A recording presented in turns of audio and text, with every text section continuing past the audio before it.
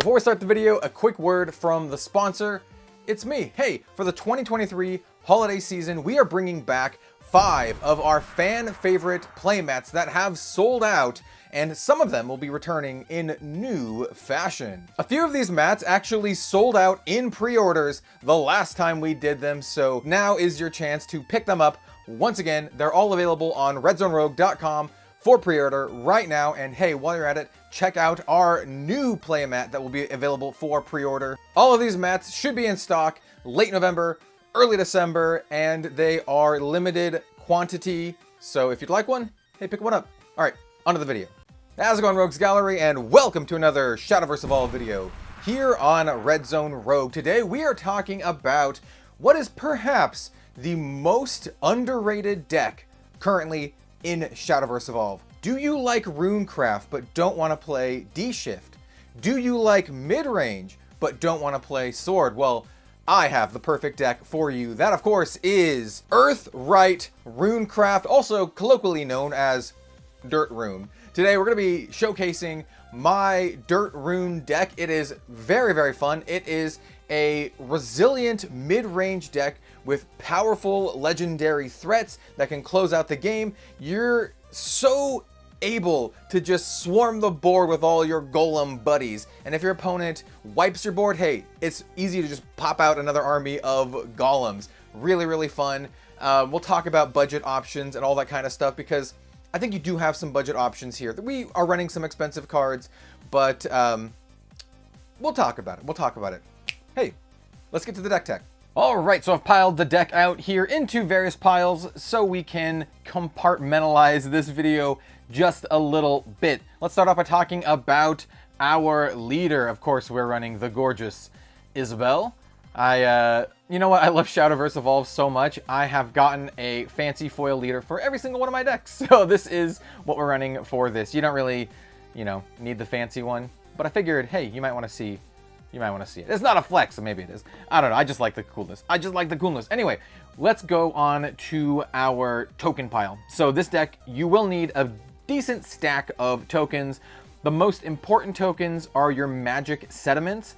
I would have 2 of them just in case. You have your really clean magic sediment that just has the word stack here.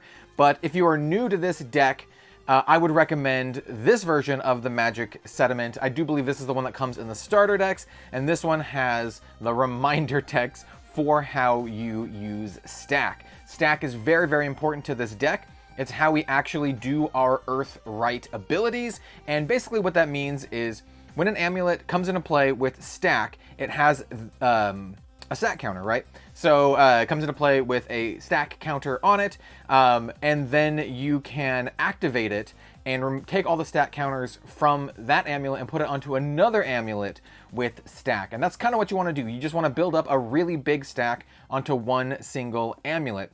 When an amulet that has stack on it has 0 stack counters, you remove it from the game. And that's one of the trickiest parts with this deck, is managing your board space, because in SHADOWVERSE EVOLVE, you can only have 5 cards on the board at any given time. So you really want only one of them taken up by your stack amulet, but that also means you need to have an open slot available so you can get a stack amulet, activate it, and remove its counters and put it onto your main stack. So yes, very important. Keep that in mind as we talk about this deck. Having an open spot for your stack amulets is very, very important. And we'll talk about Rite when we get to Rite.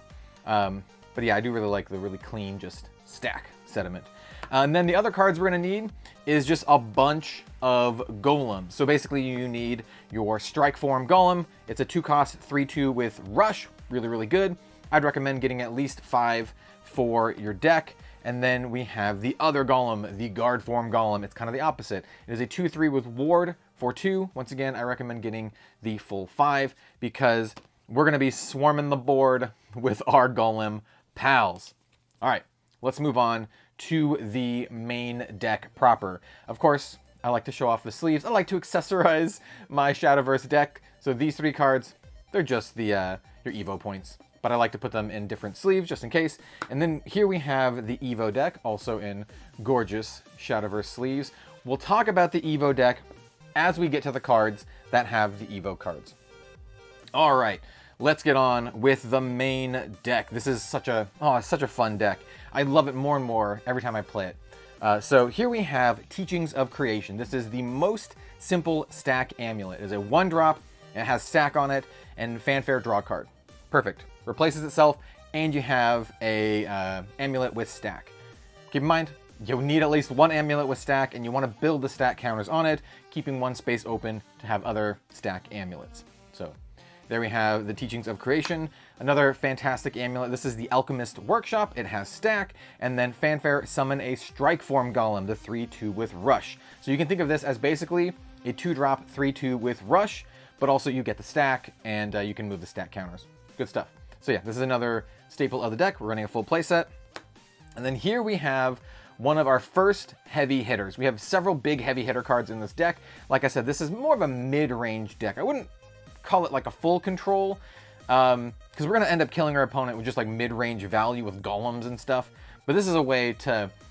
It's really resilient and it lets us stay in the game. So it's a 5-drop amulet. It does not have stack. Says fanfare, summon a guard form golem or a strike form golem, so you get to pick which one you want, and then you can activate it and summon a magic sediment token. So this is a way that just poops out these magic sediment tokens, and then you can activate it and do an earth rite, and then summon a guard form golem or a strike form golem. So this is a way to repeatedly summon golems, or to get more amulets with stack, which is really, really good. Keep in mind, this is an amulet. It takes up a space on your board. That's the most challenging part of this deck, like I said, is just maintaining your board space and having the most impactful cards on your board. You might be wondering, hey, what is Earthrite? Earthrite is how you actually use the stack. Basically what it means is when you activate Earthrite, you tick down your stack by 1. So if this magic sediment had 2 stack on it and I activate Earthrite, that 2 becomes a 1. Simple, right? And then of course, as always, if that 1 becomes a 0, the amulet is removed. Great way to get repeatable value, running 2 of the Juno's Secret Laboratory. And those are only like amulet specific cards in the deck. We have a ton of ways to generate the magic sediment though. Let's talk about our spells next, because a big chunk of this deck is our followers. And unlike a lot of other Runecraft decks, like the D-Shift decks, this is a very board heavy deck that really cares about board presence and followers, and because of that we actually have a pretty decent Evolve deck. So let's just talk about the spells real quick, because we don't have very many and they're all pretty simple. So we have Angelic Snipe, just a great 1-drop quick spell to remove enemy followers. We're only running 2 of them. We have Fire Chain, a really, really good spell. Another 2-drop quick spell. Select 2 enemy followers on the field and deal 3 damage divided between them. So pretty good. You can kind of like clear up a couple enemies or just one bigger one. Running 2 of the Fire Chain. We're running a single Miserly Demonic Strike, and we could either use this to deal 3 damage to a follower, which isn't super optimal, or we can use it to dome our opponent in the face for 3. This is a great way to close out the game, and we're running just a single copy of this because we can search it up with our Merlin. And then, of course, we run a full playset of the Golem Protection. This is our big Golem pump card, a great way to fill out the board again. So this is a 4-drop spell. Summon 2 guard form golem tokens, and then if you Earthrite, give each golem on your field +1/+1. All the golems. So this is just a great way to refill your board. Having a combination of like golem protection and your Juno's Lab just fills your board instantly out of nowhere. And this is one of the cards that just helps make this deck super, super resilient to your enemies' removal and board wipes. Really, really good card here. All right, now let's talk about the followers. Most of our followers are going to have to do with Earthrite or Magic Sediment, but we do run the classic Bellringer. Now this is one of the cards that makes the deck a little expensive, are the Bellringers and the Merlins. All the cards we talked about here, very, very easy to get, very, very affordable, very, very cheap. The Bellringers, not so much. I would, however, recommend that you pick up the Bellringers if you plan on playing Shadowverse for any amount of time, because you run Bellringers in almost every single deck possible. But if you don't have them, you don't really need them for this deck. They're not mandatory, so you can pick any other combination of cards that honestly that we've only have like 2 or 1 ofs. Like You could easily slot in like another Fire Chain or another Angelic Snipe. I probably wouldn't put in another Juno's Lab just because it's kind of, you only need one. Getting two is not particularly great. But yeah, so we're just running 2 Bell Ringers in this deck. Pretty good, but if you don't have them, it's not mandatory. You don't need them for the deck. But if you have them, they're great. If you don't know what it is, it's a 1-drop 0/2 that has Ward, and when it dies, you get to draw a card. And we're not even running a copy of the evolved version in our Evo deck, so you don't even have to worry about that. So yep, 2 Bell Ringers. Next up, we have Crafty Warlock, a card that we are running in our Evo deck. Simple card. He's a 2-drop 2/2 with 1 play point to evolve him, and on last words, summon one of our Magic Sediment tokens, which is great, furthers our strategy. And then the Evo version of the Crafty Warlock is a 3/3 with last words, summon a Magic Sediment token, and then you add 1 stack to your field, which is great. So essentially he can put a Magic Sediment token and then give it 1 stack, so it has 2. So just a really, really solid way of increasing our stack for our Earthright effects. We're running 2 of the Crafty Warlock. I guess we'll set the Evo cards that we've talked about over here to the side. So yep, we're running a full play set of the Crafty Warlock in the main deck, 2 in the Evo deck. Next up, we have Runic Guardian. I like to call it a Big Chungus, this card. It's a Big Chungus. It's a 3-drop 3/4, decent stats with Ward, decent. And it says, fanfare, choose one of the following. Earthright, give this follower +1/+2, so becomes a 4/6 for 3. 4/6 for 3 is dragon level stats. And it also says, or you can summon a Magic Sediment token. So if you don't have a Magic Sediment already, well, you can get one if you need it. And if you do have one and you got a bunch of stacks already, hey, it's a 3-cost 4/6. Big Chungus, like I said. We're running 3 Big Chungus. Next up, we have the other expensive card in the deck. This is Merlin. Merlin is a fantastic card. I'm running a full set of Merlin in the deck. Merlin's a little bit more difficult to replace, but I'll be honest, you don't need Merlin in this deck the same way you need Merlin in a D-Shift deck, because she gives you some advantage, right? But we don't really care about it all that much, and our deck is redundant enough that if you don't have Merlin, you can just run any other 3-drop mid-range style card. It doesn't matter all that much. So what does Merlin do if you don't know? 3-drop 3/2.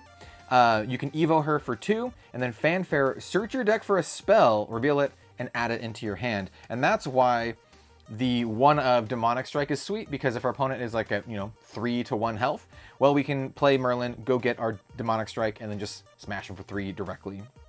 You can also grab any of the other removal spells that you need, or Golem Protection. You do have some other options in this if you are in a meta where you need to remove very, very big objects. Getting an Execution, which is another generic spell that can destroy a follower or an amulet, is also quite good. So yeah, we're running the 3 Merlins main deck, and then in the Evo deck, we are running 2 Merlins. And the Evo deck version of Merlin is also quite good. She becomes a 4/3 on evolve. Select a spell that costs 3 play points or less in your cemetery and play it for 0 play points. Really, really good. So you can get any of your spells back that cost 3 or less and play it. Unfortunately, you can't do the Golem Protection, but you can do any of these other ones, including the Demonic Strike. Once again, a nice way to close out the game. Little miserly way to close out the game. You can go search for the Demonic Strike, hit him for 3, and then Evo Merlin, hit him for another 3. Just a nice little way to close the game out. And like I said, we are going to be running 2 of the Evo Merlins in our Evo deck. The Evo Merlins are not the expensive ones, it's the regular ones. So yeah, these are the other cards that make the deck expensive. Once again, I will reiterate this, like the Bellringer. Merlin is a card, if you like Runecraft, Merlin is a card that you will play basically forever. She's good in every single Runecraft deck. People in the Japanese meta still run this. Yeah, so if you want to play it, hey, it's probably just a good idea to pick them up. That's why they're expensive, because they're still usable many, many sets in the future. All right. Here we have Ancient Alchemist. This card surprised me to a degree that was a little scary when I first played against it, and I was like, wait, that does what? That does what now? So this is a 3-drop, 2/5, with Evo 3. You know the Evo is going to be spicy when it costs 3. And it says, Earthright, put 2 Guard Form Golem tokens into your EX area. So once again, it doesn't put them into play. Your EX area is kind of like your second hand. So you can Earthright and get 2 Guard from Golem tokens into your EX area. All right, so that seems decent, right? You get some Guard from Golems, you get a 2/5, but what really matters is the Evo version of this card, and which is why we're running a full 3 here. So the Evo version of the Ancient Alchemist is a house. She becomes a 3/6. There's a 3-drop 3/6. If you did the Evo, the 6-drop 3/6. And it says, while this card is in play, your Golem followers cost 1 less to play. So those 2 Guard form Golems that we just put into our EX area, they both cost 1 to play now. And it also says, whenever a Golem follower is put into your field, select an enemy leader or an enemy follower on the field and deal it 3 damage. Now, this is another way that we can close out the game. We can just do this and then play just a ton of Golems and just 3U. Kill your board, do whatever we want. Super powerful. And that's why we are running another 2 of these in our Evo deck. I mean, if you have 2 of these out on the field, it's kind of insane because it makes your Golems cost 2 less, right? Because the 2 instances of the effect. Yeah, very good. This is another great way to close out the game. Like I said, like we have this mid-range power, and it's only going to get more powerful from here. So, yep, 2 of the Ancient Alchemists. With the Evo deck, for main deck, we're running 3 because this card's bonkers. All right, pretty classic card here. This is your Demon Flame Mage, 3-drop, 3/3 for an Evo cost of 1. We're running 2 in our main deck because it is our board wiper. The Evo version of the Demon Flame Mage is a 4/4 on evolve, deal 2 damage to each enemy follower on the field. Great way to clear out our opponent's board, and yeah, solid. So running 2 here in the Evo deck, and then we're running the 2 in the main deck as well. Next up, we have Remy and Rami Witchy Duo. So it's a 3-drop 3/3 with an Evo cost of 1. We're only running 2 of them in the main deck, and the last 2 Evo cards are the said Remy and Rami Witchy Duo. So Evo becomes a 4/4. On evolve, summon a strike form Golem token, and then if you Earthright, you give it +2 attack, so it can attack for 5. So this is a great way to clear big enemy followers, because you play her, you get a 4/4, then you also get a 5/2. 2 is its health, right? I think it's a 3/2 normally. Yeah, you get a 5/2 strike form Golem. So that's 9 power on the board for 4. Pretty good, right? Because Remy and Rami cost 3 base, 1 to Evo, so it's 4. So 4 play points for 9 power. Pretty good stats there. So yeah, we're running 2 of them in our Evo deck, and that's the entire Evo deck there. We're running just a bunch of 2-ofs to kind of split it up between all of the cards. Alchemist though is my favorite one for this deck. Very strong, and really does what we want to do. But anyway, main deck, 2 Remy and Rami. And then finally, we have our 2 most powerful cards, the 2 biggest payoffs, the reasons why you want to play this deck, other than just all of the Golem shenanigans. You have Sun Oracle Pascal, and you have Gandalf, Arch Summoner Erasmus. So let's talk about these cards. So Pascal, she attack, she protect, she loyal. So Pascal is great. So she's a 4-drop 3/5. She's very resilient. Fanfare, you summon a magic sediment, so you always get a magic sediment. And then you can activate her and do Earthright at quick speed, by the way, because there's a little Q right there.